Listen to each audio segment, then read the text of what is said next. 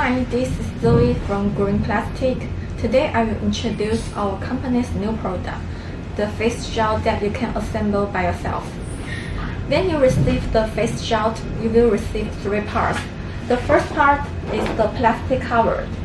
You can custom the printing of the plastic cover and the material for the face gel. And the second link is the sponge chip.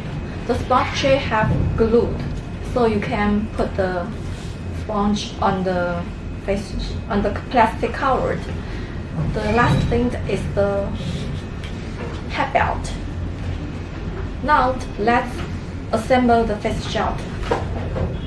Every plastic cover will have plastic fold on the surface. The first thing you need to do is tear down the front, and then we can wear the head belt on the plastic cover.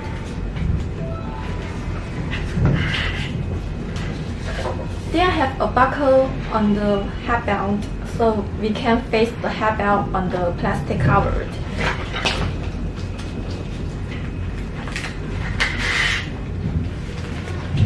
After we assemble the head belt on the plastic cover, we can put the glue sponge chip on the cover.